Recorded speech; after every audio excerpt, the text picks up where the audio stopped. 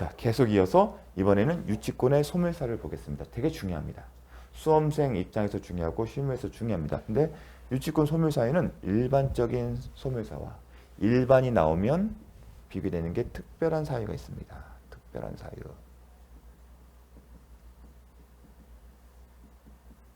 특별한 사유와 관련해서는 하나 제일 기억할 게 뭐냐면 점유를 상실하면 그 순간 유치권은 소멸됩니다. 뭐라고요? 점유를 상실하면 유치권은 소멸한다. 특별한 사유입니다. 왜냐하면 유치권의 성립 요건이기 때문에 그 얘기는 유치권을 행사하려면 계속 점유를 해야 한답니다. 그래서 존속 요건이라는 표현도 씁니다. 근데 우리가 성립 요건이냐 존속 요건 표현 쓰는 경우가 또 있었죠. 등기.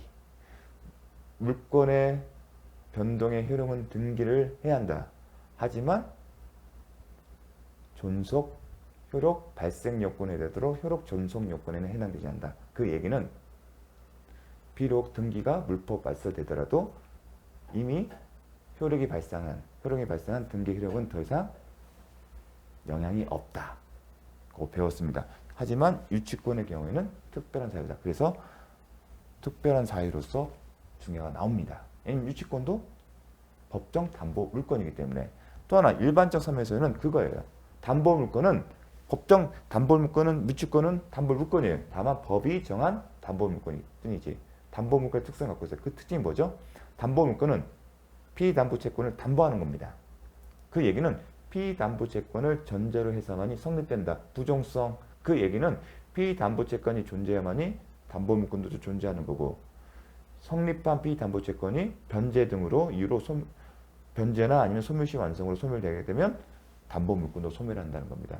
그래서 이 내용 자체는 다른 담보 물권, 예컨대 저당권에서도 해당되는 내용입니다. 그래서 피담보 채무 변제 등으로 소멸하면 변제가 가장 대표적일 거고 채권자가 자신의 채권에 대해서 채무자에게 채무를 면제시키는 경우도 굉장히 포기하는 경우도 있을 겁니다. 하지만 우리는 변제에 포인트를 두면 됩니다. 수험생 입장에서는 당연히 채권이 변제 등을 소멸하면 당연히 부종성의 원리사랑 유치권도 소멸한다.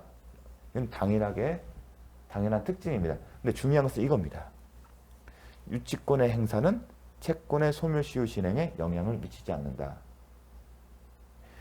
채권도 피담보 채권도 소멸의 사유에는 변제도 있겠지만 소멸시효 채권 자체도 소멸시효가 진행됩니다. 따라서 소멸시효가 완성이 되면 완성을 해서 채권이 소멸되면 당연히 유치권도 함께 소멸을 합니다. 근데 쟁점이 뭐냐? 유치권자가 목적을 점유하는 것은 이름, 외관상 자신의 피담보 채권을 행사하는 것처럼 보여요. 그럼 자기 권리의 행사가 있으면 소멸시효는 중단 사유가 됩니다. 시험범위 아니지만 한번 배웠습니다. 어떤 경우죠? 소유권 이전 등 매매된 법률 행위에 기초한 소유권 이전 등기 청구권 채권적인 권리다. 따라서 소멸시효가 진행되는데 채권을 갖고 있는 소유권 이전 등기 청구를 갖고 있는 매수인이 목적물을 이전받아 갖고 있으면 그 자체가 권리 행사를 볼 수 있기 때문에 소멸시효는 중단되다 배웠죠. 비슷한 포맷을 가잖아요. 왠지요. 채권이 있고 점유하고 있잖아요. 그런데 유치권의 경우에는 유치권을 점유를 통해서 유치권을 행사한다 하더라도 피담보 채권을 자신의 권리, 채권 자체의 권리 행사가 아니라고 봅니다. 그 얘기는 중단 사유가 될 수가 없다는 겁니다. 그걸 법문으로 정해놨습니다. 법으로. 즉 유치권을 행사하더라도 소멸시효는 진행된다. 그 얘기는 중단 사유가 되지 않는 거고 유치권자가 다른 액션을 취하지 않으면 기간이 지나면 소멸시효가 완성됩니다. 왜 이게 중요하냐면 보통의 채권은 소멸시효가 10년이에요. 상식적으로 알아두십시오. 하지만 예외가 있어요. 그 예외가 공사대금 채권 같은 거예요. 상인 간의 거래가나. 그거는 5년, 3년 되는 경우가 있습니다. 따라서 유치권이 바로 해결되지 않게 되면 수년이 지나갈 수 있고 그럼 자기도 모르는 사이에 소멸시효가 완성돼서 채권이 소멸될 수 있고 그렇게 되면 유치권은 소멸이 되는 겁니다.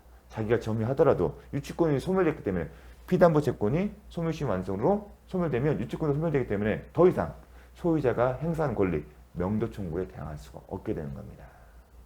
대항할 수 없다는 얘기는 명도를 해지하는 거고 당연히 자신의 채권의 변제도 받지 못합니다. 그래서 상당히 실무적으로 잘 아셔야 합니다. 혼동할 수 있습니다. 그래서 보통의 경우는 유치권을 행사하는 중에 이게 빨리 문제가 해결되지 않을 것 같으면 소송을 제기하셔야 합니다. 아니면 자 그리고 미리 포기하는 특약은 유효하다. 유치권의 사전 포기 특약 가능하다. 어떤 경우인지 예를 들었습니다. 마찬가지로 유치권을 취득했는데 사후에 포기하는 것도 가능합니다. 포기하면 그 순간 바로 소멸합니다. 그리고 그 효력은 상대방뿐만 아니라 그 상대방이란 뭐냐면 유치권 행사할 당시에 상대방 즉 소유자일 겁니다. 뿐만 아니라 그 밖의 사람도 이해관계인이라고 생각하십니다. 그 유치권 행사의 목적물이 새로운 소유자라고 제가 얘기를 했지만 그 사람만 되는 게 아니라 그 목적물에 관련된 사람들 이해관계인들도 할 수 있습니다. 근데 저당권자도 그럴 수도 있고요. 그래서 꼭 상대방만 할 수 있는 게 아니다. 그래서 요것도 자체도 잘 기억해 두시면 나중에 써먹을 일이 있습니다. 자, 일반적 소멸 사유, 특별한 소멸 사유. 먼저 총 3가지를 언급하고 있는데 가장 시험에 잘 나온 것은 점유상실로 중요합니다. 점유상실하면 유치권 소멸. 따라서 유치권은 성립 요건일 뿐만 아니라 뭐다? 존속 요건이 된다. 중간에 상실하게 되는 그 순간 소멸된다. 근데 이렇게 존속 요건에 해당 경우가 지금은 배우지 않으면 나중에 배웁니다. 주택임대차 보호법상의 대항력. 대항력 취득했다 하더라도 계속 그 대항 요건을 갖춰야만이 대항력이 사라지지 않는다. 자, 반면에 등기는 아니죠. 등기의 경우에는 일단 물권 변동 효력이 발생한다면 비록 나중에 불법 말소되더라도 등기 효력에는 영향이 없다. 왜냐하면 이 등기는 물권 변동의 효력 발생 요건일 뿐이지 더 나아가 존속 요건은 아니기 때문에 이제 몇 군데 안 나옵니다. 여러분이 기억하실 부분은 자 이렇게 해서 나중에 이 심학습도 잘 기억을 하셔야 합니다. 이렇게 보도록 하겠습니다. 그러면 앞으로 넘어와서 자 가장 중요한 걸 바꿔요. 그러면 특이한 게 뭘까? 자 유치권자가 의무를 위반했다. 아까 의무가 뭐였을까요? 일단 선량한 관리자의 주의 의무로 잘 관리해야겠죠. 그 의무 위반했을 때 채무자는 그 소멸 청구를 할 수가 있습니다. 야 너 이거 비록 네가 유치권 행사는 인정하겠지만 그래도 네가 유치권 행사하는 동안에 그 목적을 좀 잘 관리해줘야 하는데 네가 선량한 관리자의 의무 과실이라 생각하십니다. 네 과실로 물건이 훼손되면 채무자는 소멸 청구권을 행사할 수가 있습니다. 따라서 왜 이게 중요할까요? 채무자 입장에서는 유치권을 소멸할 수 있는 사유에 해당되기 때문에 이 부분을 우선적으로 검토할 겁니다. 소송 중에 또 하나 뭐냐면 의무. 기본적으로 점유할 권능이 있지만 사용할 권능이 없다. 없다. 따라서 예외 사유에 해당되지 않으면 그 사용 자체는 의무 위반됐습니다. 예컨대 승낙 없이 사용하는 거. 그런 경우 됩니다. 자, 그러면 이제 이 부분도 이제 최근에 제가 이제 제 자습서나 강의 안에 대부분 판례 그럼 이런 표시를 안 해요. 판례 뭐 몇 년도 거 그렇다 하더라도 강의 내용은 대부분 90% 이상 판례 내용을 기초로 한 겁니다. 다만 간혹 가다가 이렇게 쓰는 얘기는 한번 찾아볼 필요성이 있거나 공부하다가 아니면 최근에 선고됐기 때문에 수험생 입장에서 출제에 대비할 필요가 있다는 겁니다. 그리고 최근에 선고됐다는 얘기는 기존의 내용을 다시 확인한 게 아니라 이와 관련해서 처음으로 대법원 판례가 있는 경우가 이렇게 적시를 하고 있습니다. 그렇기 때문에 제가 자습서에 이러한 표현들을 대법원 언제 선고됐다 이런 표현을 쓰게 되면 여러분은 수험생 입장에서 더 관심을 가지셨으면 좋겠습니다. 왜냐하면 출제될 가능성이 높기 때문에 그렇습니다. 어떤 거냐면 유치권자가 324조 제2항을 위반해서 임대행위를 했다. 승낙 없이 임대를 했다. 그러면 채무자는 소멸청구권을 행사했습니다. 그런데 이 소멸청구 임대행위 당시에 채무자는 A였어요. 의무 위반 당시에는 누구였다? 채무자가 A였어요. 그런데 이 당시에 A는 소멸청구권을 행사할 수 있죠. 그런데 아직 소멸청구권 행사하기 전에 어떤 일이 발생했냐면 유치권 행사 중인 목적물에 대한 소유권이 변동됐어요. 즉 유치물 소유자가 B로 된 거예요. 그런 경우에 이 B도 소멸 청구권을 행사할 수 있는지가 쟁점이 됐는데 대법원 판례는 할 수 있다. 그래서 정말 중요합니다. 그리고 이와 관련해서는 최초로 언급된 내용이기 때문에 자, 그래서 문제를 만들어 봤어요. 제가 나름대로 이렇게 나올 겁니다. 유치권자의 324조 제2항을 위반한 이렇게 표현을 수도 하겠지만 수험생 입장에서는 소유자의 승낙 없이 아니면 채무자의 승낙 없이 임대행위가 있은 뒤에 유치물의 소유권을 취득한 제3자는 유치권 소멸 청구를 할 수 있다 없다 이렇게 나올 겁니다. 그래서 이 내용은 이런 식으로 지문을 만들어 봤으니까요. 잘 기억해 주십시오. 조만간 나올 겁니다. 다음 자, 유치권에 대해서 선량한 관리자의 주의 의무 위반으로 자, 우리가 지금 의무 위반이었어요. 이 내용도 좀 아시면 좋을 겁니다. 의무 위반에서 그러면 선량한 관리자의 주의 의무를 위반한 경우도 있고 아니면 뭐다? 승낙 없이 임대를 하는 경우일 겁니다. 그런데 쟁점은 뭐냐면 유치권 행사의 목적물이 하나가 아니라 수개의 건물이거나 예컨대 다세대 주택이면 구분 소유 건물이죠. 그러면 호실이 정해져 있어요. 그럼 공사대금 채권을 기초로 해서 여러 개의 호실을 점유하고 있습니다. 그런 경우에 선량한 관리주의 의무 위반으로 유치권 행사 중인 목적물 전체에 대해서 소멸 청구를 할 수 있는지 아니면 선량한 관리자의 주의 의무를 위반하고 있는 그 특정 호실에 대해서만 할 수 있는지 그걸 묻는 겁니다. 한번 읽어보겠습니다. 하나의 채권을 피담보 채권으로 공사대금 채권을 생각하십니다. 건물을 지어요.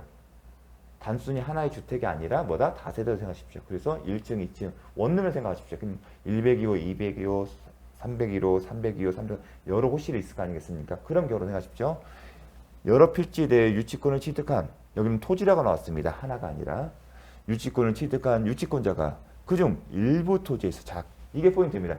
일부에 대해서만 선량한 관리자의 주의를 위반했다. 일부에 대해 지금은 유치권 행사는 여러 필지인데 여러 필지 전체에 대해서 선량한 관리자의 주의 의무 위반이 있는 게 아니라 그 중에 일부에 대해서만 의무 위반이 있다. 이 경우에 소멸 청구는 일부에 대해서 하는 게 맞는지 아니면 비록 일부에 대해서만 선량한 관리자의 주의 의무 위반이 있다 하더라도 그 유치권자가 행사하고 있는 여러 필지 전체에 대해 소멸 청구를 할 수 있는지 그걸 묻는 겁니다.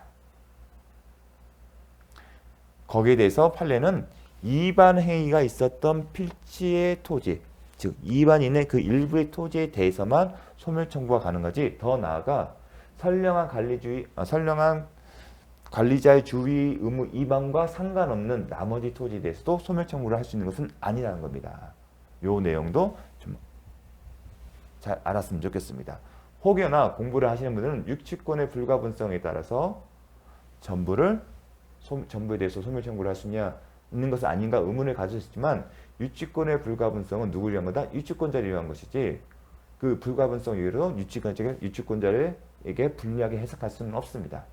그래서 그거와 무관한 거라고 생각을 하십시오. 그래서 혹여나 의문을 가지면 자, 요거 내용도 잘 이렇게 2022년이었습니다. 좀 어렵게 나오면 이게 나올 수 있습니다. 자, 다른 담보 제공을 원인으로 예컨대 채무자가 유치권 행사의 목적물 대신에 다른 담보를 제공하는 겁니다. 그런 경우도 가능하다. 채무자가 상당한 담보를 제공하고 유치권 소멸을 청구할 수 있다. 그런데 이 채무자에는 채무자가 아닌 유치물의 소유자도 포함된다. 어떤 경우냐? 유치물의 소유권을 새롭게 취득한 사람입니다. 이런 경우에도 상당한 담보를 제공하고 이 담보가 상당한 담보인지는 쟁점이 될 것입니다. 그런데 현실적으로는 채무자가 하는 경우는 없겠죠. 왜냐하면 채무자 자력이 없기 때문에 돈을 못 주는 거 아니겠습니까? 다른 담보를 제공할 정도면 이미 채권자는 담보 제공이 예상되는 다른 물건에 대해서 권리 행사를 했을 겁니다. 그래서 오히려 채무자가 아닌 유치물의 소유자, 유치권 행사 중인 목적물의 소유권을 취득한 사람이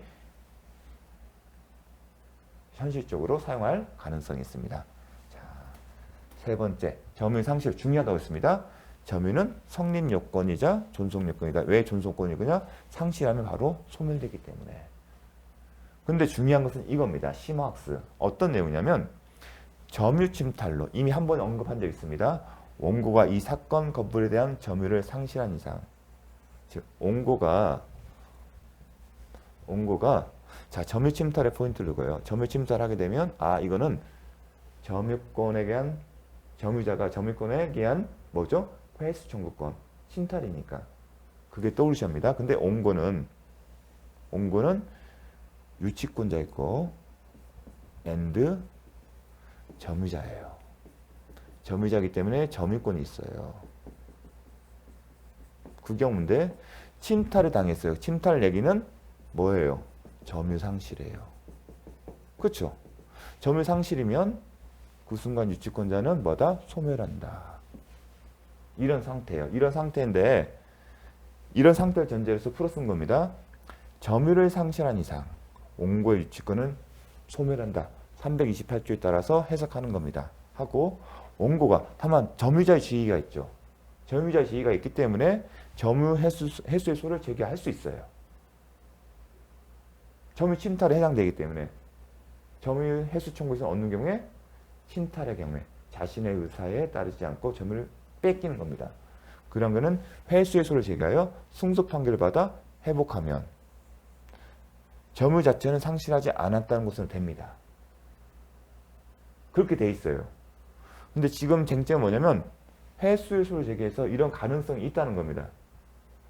근데 실제로 그렇게 돼야만이 점유 상실되지 않는 것이고 아직 소송 중이라면 이 유치권이 되살아나지 않는다는 거죠. 무슨 잘 보겠습니다. 소송을 제기합니다. 이 사람이 뭐에 의해서? 점유 해수소. 소를 해서 이깁니다. 이기면 뭐가 된다? 점유를 회복하면 점유 상실되지 않아요. 그렇게 되면 뭐가 된다? 유치권이 되살아나요. 어느 시점에? 실제로 소송 제기해서 이겨서 점유를 다시 돌려받았을 때 빼앗긴 것을 돌려찾으면 그 순간 유치권은 되살아나요. 그런데 이와 같은 방법으로 회복하기 전에는 어떻다? 되살아나는 것은 아니다. 이 얘기를 한 겁니다. 이 소송 중에 와서 어떤 얘기를 했냐면 유치권을 주장한 거예요. 청구 소송을 제기하기 전에 이런 가능성만을 이유로. 하지만 그런 가능성만으로는 실제로 점유를 회복한 것이 아니기 때문에 소멸한 유치권이 살아나지 못하고 유치권이 살아나려면 어떻게 한다? 소를 제기해서 실제로 빼앗긴 점유를 되찾아야만, 현실로 되찾아야만이 소멸된 유치권이 살아나는 겁니다. 요 내용. 자, 이 내용을 시험 출제에 어떻게 나왔냐면 이렇게 나왔습니다. 유치권자가 점유를 침탈당한 경우 점유보호 청구권 할 수 있죠. 점유보호 청구권 세 가지 하나 있었지 않습니까? 점유를 침탈되면 해수 청구권 그 얘기입니다. 유치권에 기한 반환 청구권을 갖는다. 근데 이게 틀린 거죠. 왜 틀렸어요? 빼앗긴 순간 유치권은 소멸되기 때문에. 그래서 유치권에 기한 반환 청구권을 행사를 못한다는 겁니다. 요 지문을 한 줄밖에 안 되는데 요 내용 자체를 알아야만이 요 뒷 문장이 왜 틀렸는지를 압니다. 그래서 유치권에 기한 반환 청구를 갖는다. 어떤 경우에 침탈당한 얘기 때는 뭐예요? 침탈 얘기 때는 점유 상실을 읽어야죠. 점유 상실이면 유치권은 소멸된다. 이걸 기억하셔야죠. 빼앗겼다는 얘기는 점유를 상실한 거고 현실로 되찾지 않는 한 되살아나지 않기 때문에 빼앗긴 상태라면 그 상태라면 점유 상실이고 그렇기 때문에 유치권 소멸되기 때문에 반환 청구권을 행사할 여지도 없는 거죠. 한편 소유자의 목적물의 양도는 소멸 사유가 아니다. 무슨 얘기냐면 채무자가 유치권 행사자, 공사대금 채권자가 시공사가 점유하고 유치권 행사한다는 얘기는 점유를 하고 있어요. 하지만 대부분은 준공이 이루어졌기 때문에 건축물 대장에 따라서 보존 등기 이루어져요. 그러면 비록 유치권 행사 상태에서도 소유자는 방대될 수 있어요. 하지만 여전히 유치권 행사자인 채권자는 계속 거기 있죠. 그 얘기인 겁니다. 따라서 소유자의 목적물 양도는 유치권의 소멸 사유가 아니다. 그런 얘기입니다. 왜냐하면 양도 자체는 관념적으로 이루어질 수도 있으니까요. 그래서 이 표현은 좀 기억을 해 주십시오. 채무자, 지금 권리 행사자가 넘기는 게 아니에요. 유치권 행사 목적물 소유자가 소유권만을 넘긴 겁니다. 그렇게 생각을 하십시오. 왜냐면 소유자의 목적물, 여기서 소유자라고 써있잖아요. 유치권 행사하게 돼서는 소유자의 목적물 양도는 실제로 점유를 넘기는 게 아니에요. 그래서 소유자의 목적물 양도는 소멸 사유다. 왜냐면 점유 상실이 아니기 때문에 여전히 유치권 행사자는 점유를 하고 있기 때문에. 그래서 그걸 묻는 겁니다. 이게 점유 상실은 아니다. 이렇게 하면 말 뜻은 자체가 이해하기 힘듭니다. 연상을 하십시오. 공사한 사람이 돈을 받아서 유치권 행사를 하고 있어요. 그 상태에서 소유자가 목적물의 소유권을 넘겼다. 여전히 권리 행사하고 있네. 점유 상실의 사유가 없네. 그럼 여전히 유치권 행사하고 있는 것이지. 그렇게 이해하십시오. 자, 다음. 자, 잠시 쉬었다가 또 중요한 파트를 보도록 하겠습니다.